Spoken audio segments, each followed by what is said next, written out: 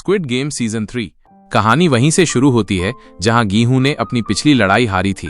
वो अब अकेला है, उसके दोस्त जंगबे की मौत ने उसे तोड़ दिया है और गेम को रोकने की उसकी सारी कोशिशें नाकाम हो चुकी हैं। गीहू एक ऐसे गहरे अंधेरे में है जहां हर सांस में दर्द और हर पल में पछतावा है, लेकिन इस हार ने उसके अंदर एक नई आग जला दी है। यह आग है इस अमानवीय खेल को हमेशा के लिए खत्म करने की। गीहू कसम खाता है कि वो इस क्रूरता को जड़ से मिटा देगा, भले ही उसे खुद को कुर्बान करना पड़े। वो जानता है कि ये उसका आखिरी मौका है और इस बार कोई दया नहीं होगी। फ्रंटमैन इन्हो गुलाबी वर्दी में पहले से कहीं ज्यादा शांत और निर्मम दिख रहा है। वो अपने वीआईपी मेहमानों के लिए इस मौत के तमाशे का नया चरण शुरू करने को तैयार है। द्वीप का हर कोना तनाव से भरा है क्योंकि नए खिलाड़ी हर तरफ से खिंचे चले आ रहे हैं, अपनी जान दांव पर लगाने को मजबूर हैं। गीहू जानता है कि उसे अब इस खेल को अंदर से ही तोड़ना होगा। गेम में वापसी और नए चेहरे।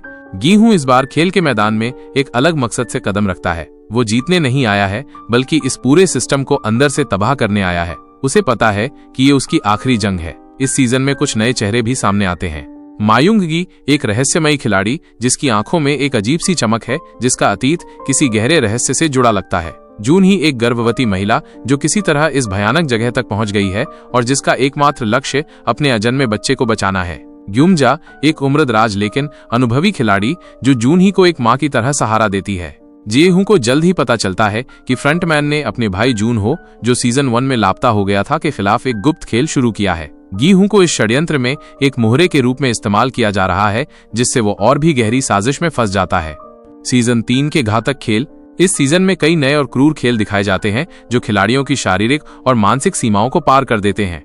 एक लुका छिपी, हाइड और सीक। ये बच्चों के खेल का एक घातक संस्करण है। छिपने वाले खिलाड़ियों को एक विशाल बहुस्तरीय भूल भुलैया में दरवाजों को अनलॉक करने के लिए सही चाबियां ढूंढनी होती हैं। खोजने वाले खिलाड़ी घातक हथियारों से लैस उन्हें 30 मिनट के भीतर मारते हैं। यदि खोजने वाले सफल नहीं होते तो वे खुद मारे जाते हैं। इस खेल में गीहू को एक खोजने वाले के रूप में मजबूर किया जाता है। वह दाईहो का पीछा करता है, जिस पर वह पिछली विद्रोह की विफलता का आरोप लगाता है। इस अराजकता के बीच गर्भवती जून ही को ग्यूमजा सहायता देती है और वो एक छोटी बच्ची को जन्म देती है। दुखद रूप से ह्युनजू एक छिपने वाली खिलाड़ी को मायुंगी एक खोजने वाला गलती से मार देता है, जिससे मायुंगी गहरा सदमा महसूस करता है। गीहू अपने गुस्से में दाईहो का गला घोंट देता है, जो मरने से पहले अपनी सैन्य पृष्ठभूमि और विद्रोह से भागने की बात कबूल करता है। गीहू का हाथ खून से सन जाता है।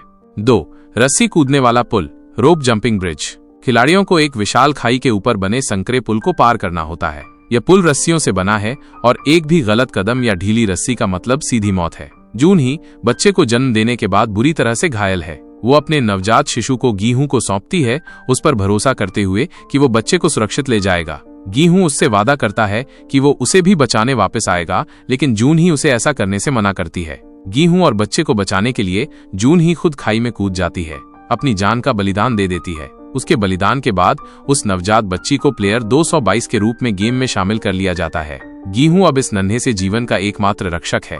3 आकाश स्क्विड, स्काई स्क्विड, अंतिम दौर। ये इस सीजन का सबसे क्रूर और अंतिम खेल है। बचे हुए खिलाड़ियों को 3 विशाल ऊंचे पत्थर के टावरों को पार करना होता है। प्रत्येक टावर से अगले टावर पर जाने के लिए उन्हें बचे हुए खिलाड़ियों में से एक को धक्का देकर मारना होता है। गीहू बचे प्लेयर 222 और मायुंगी के साथ अंतिम टावर तक पहुंचता है। मायुंगी बच्चे को गीहू से लेने की कोशिश करता है, ये मानते हुए कि गीहू उसे जीतने के लिए बलिदान कर देगा। गीहू इनकार कर देता है। गीहू और मायुंगी के बीच एक भयंकर लड़ाई होती है, जिसमें मायुंगी गिरकर मर जाता है। गीहू अब केवल बच्चे के साथ अकेला बचा है। अंतिम नियम सामने आता है, केवल एक ही जीवित रह सकता है या दोनों मर जाएंगे। गीहू एक असंभव दुविधा में फंस जाता है। गीहू का अंतिम बलिदान और खेल का नया अध्याय। खेल के अंतिम क्षणों में गीहू एक हृदय विदारक निर्णय लेता है। वो खुद को बच्चे प्लेयर 222 की जान बचाने के लिए बलिदान कर देता है। ये गीहू के चरित्र की परिणति है, जहां उसने अपनी व्यक्तिगत जीत या जीवित रहने से ज्यादा एक मासूम जीवन और इंसानियत को बचाने का चुनाव किया।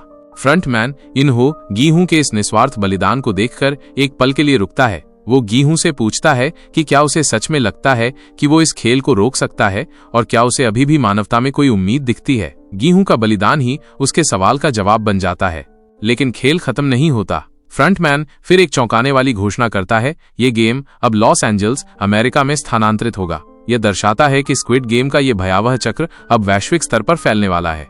सीजन के अंतिम दृश्यों में हॉलीवुड की प्रसिद्ध अभिनेत्री केट ब्लैंचेट केट ब्लैंचेट एक छोटे लेकिन बेहद महत्वपूर्ण कैमियो में दिखाई देती हैं।